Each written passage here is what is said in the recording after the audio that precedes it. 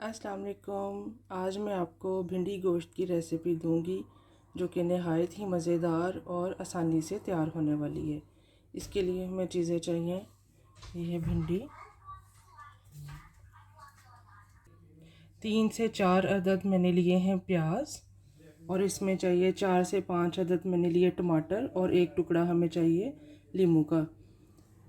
یہ ہیں 4 عدد سبز مرچیں، اور یہ ہے آدھا کلو گوشت، اور 1 ٹیبل سپون بھرا ہوا لہسن ادرک کا پیسٹ۔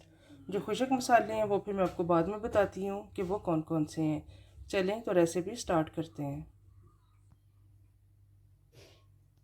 اب ہم اس میں ڈالیں گے آئل، تقریباً آدھے کپ کے قریب، کیونکہ سب سے پہلے ہم نے بھنڈی کو فرائی کرنا ہے۔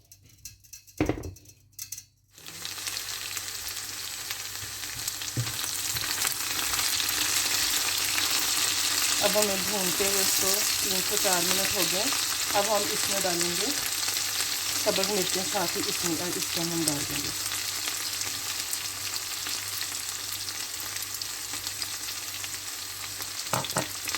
مزید ہم اسے 2 منٹ کے لیے فرائی کر لیں گے۔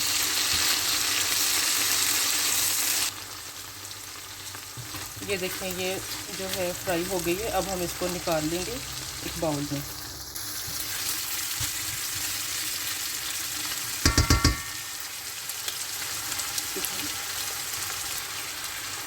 اس ٹائم پہ ہم اس میں ڈالیں گے 1 چمچ نمک کا۔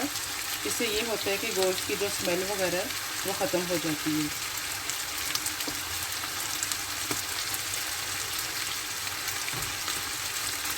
اب ہم اس کو پھر 1-2 منٹ اور بھون لیتے ہیں۔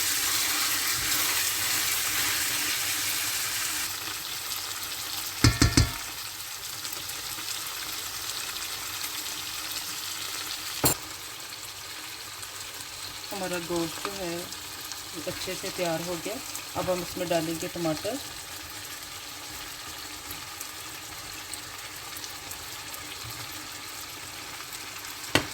اور کچھ خشک مسالے۔ خشک مسالوں میں جائے گا خشک دھنیا 1 ٹیبل اسپون، ہلدی 1 ٹی اسپون، سفید زیرہ بھر کے 1 ٹیبل اسپون،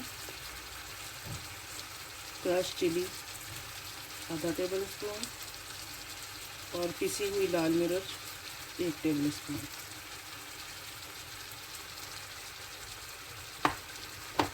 اب ہم ان کو اچھے سے مکس کر لیں گے۔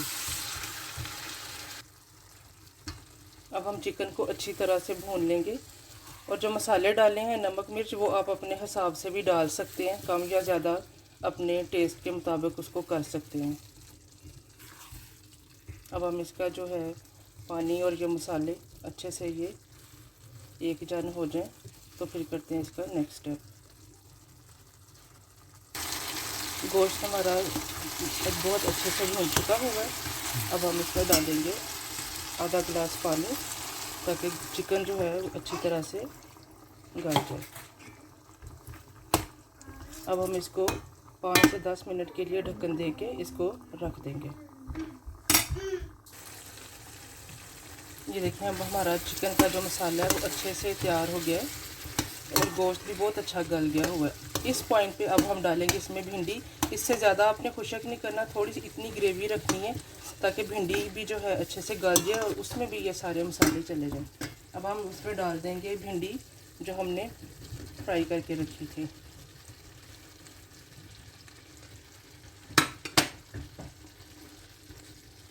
بھنڈی ڈالیں تو چمچ جو ہے بہت آرام سے ہلائیں تاکہ وہ ٹوٹے نہ اور مکس نہ ہو وہ اس کے اندر۔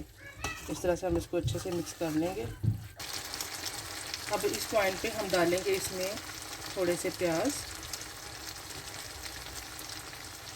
بھنڈی میں اس طرح سے پیاز ڈالیں تو وہ بہت مزے کے لگتے ہیں، اور ساتھ ہی ہم ڈال دیں گے آدھا لیموں۔ اس سے جو ہے ذائقہ اس کا بہت اچھا بنتا ہے، مزے کی بنتی ہے یہ۔ اب ہم اسی طرح اس کو تھوڑی دیر ایسے رکھ کے اس کو ہم تھوڑا سا پکا لیں گے۔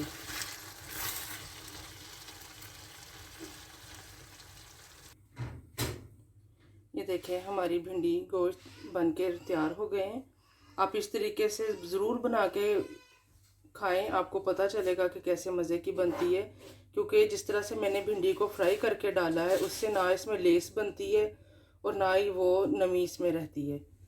تو امید ہے آپ کو یہ ریسیپی آپ کی اچھی لگی ہوگی۔ آپ یہ ریسیپی ضرور اپنے گھروں میں بنائیں اور اپنوں کو کھلائیں۔ اجازت چاہتی ہوں، اللہ حافظ۔